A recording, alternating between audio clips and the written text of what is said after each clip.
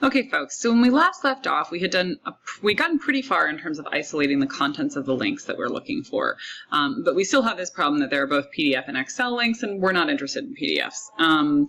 So what I need to do is use, of course, a regular expression. Now, a regular expression actually is from a library that needs to be imported at the top of your Python file. So the short name for it is RE for regular expression. And regular expressions also work a little bit differently in Python. So what we do is we actually create the regular expression, and we, using a command, using a recipe called recompile, and then we put the results of that regular expression into a variable, and then we use that variable to refer back to that regular expression. So in a way, it's kind of handy because if we have a really messy regular expression, we can give it a nice short name, short variable name, and then we don't have to worry about kind of fitting it in line with other code that might be kind of complicated. So I'm going to call this is Excel, right, because that's what I'm interested in. And again, I'm going to the RE library and I'm saying compile. And what I want to compile is the contents of my regular expression. Now, in this case, all I care about is that it ends in .slxx. XLSX, I always have trouble saying that, right? So actually the syntax here is almost identical to what we used in OpenRefine, except I'm going to wrap it in quotation marks instead of forward slashes. So I'm going to use .asterisk to just mean anything you want, as much as you want.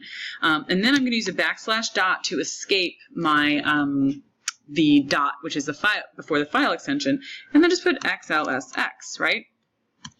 So the only thing I'm worried about basically is that it's something that ends with XLSX. There are other ways that can be more explicit about the fact that XLSX is at the end, but I'm pretty confident that there are no legitimate file names. They're going to be something .xlsx, more stuff .xlsx, right? And in any case, I'm only interested in identifying that they have that in there. So if I come back down to my for loop here, so I'm going to add a few comments. I'm going to say, go through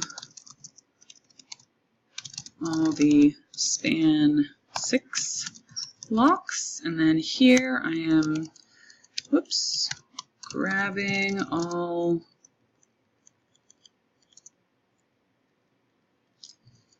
A tags inside each LI tag, right?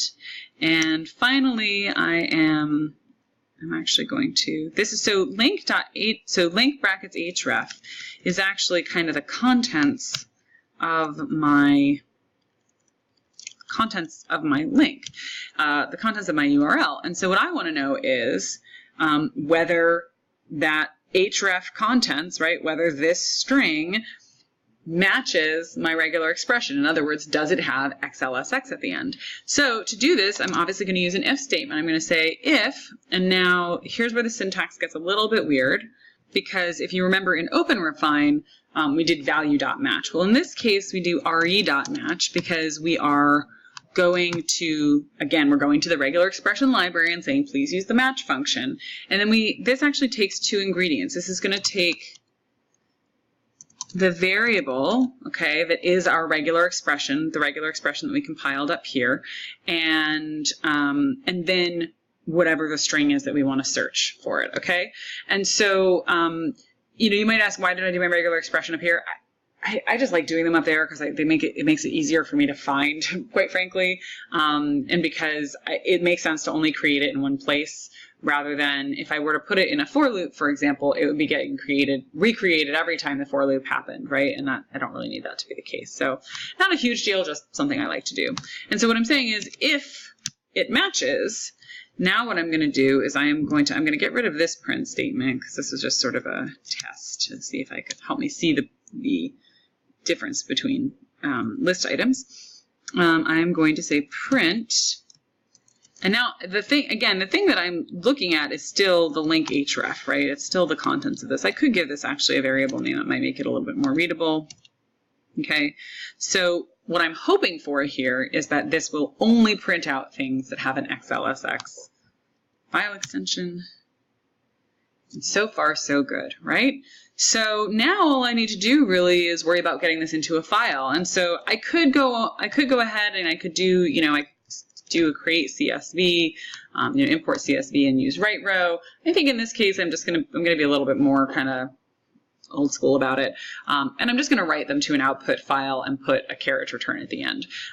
So obviously to do that, I need to first create an output file, and I don't want to be redoing that for every time I go through an item. So I'm going to create output file here. And of course, we know how to do this. I'm going to say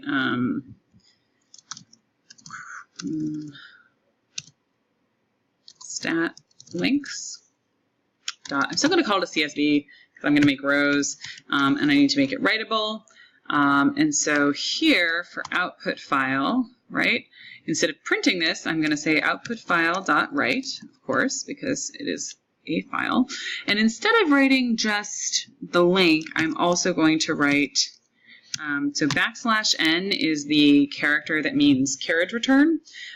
You'll notice that I have a plus sign between them. So this is sort of a little trick. We call this string concatenation or string addition. If you put a plus sign between two strings, it will literally just stick them together. So if that, again, works as planned, then what I should end up with is a file that just has a list of all of these URLs in it.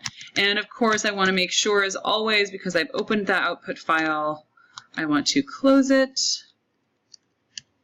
Right, I need to put it down at the bottom here. Okay, and let's give it a shot, see what happens. Okay, so again, no news is good news, and if things have gone according to plan here, yeah, we'll just ignore that. Looks pretty good. So again, what might I do with this file? Well, that's a very good question. Probably what I would do is I would next take this file, I would write another Python script, right? And I would take this file as input and use it and then write a little script that just downloaded all of these files, right? So this is a quick way for me to get, ooh, how many files do we have here? Yeah, it's a fair number. Yeah, we've got 170 files, right? So if I needed to get all that data, downloading it manually would be pretty time consuming. What this lets me do is do that automatically. And then now that I have that new file, I could create a new Python file where instead of using URL open on the crime stats page, I would use it, I could read in that CSV file line by line. Each line would be the ingredients for a URL open. I would download it, save that file, and I could download all 170 files, right? And then take it from there.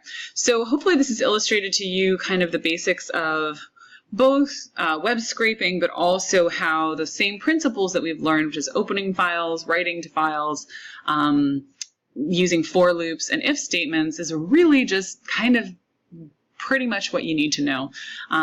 Obviously, I've introduced some libraries that you know, I'm familiar with, having worked in this for a bit.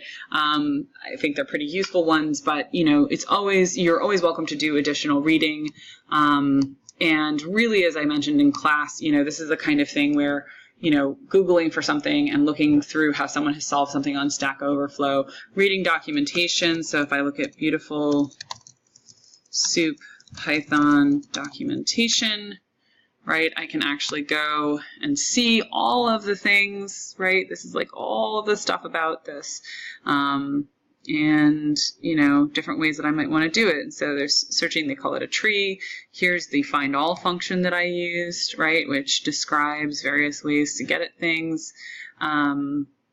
So anyhow, I invite you all to explore this as much as you would like. And again, hope you find use for it in the future.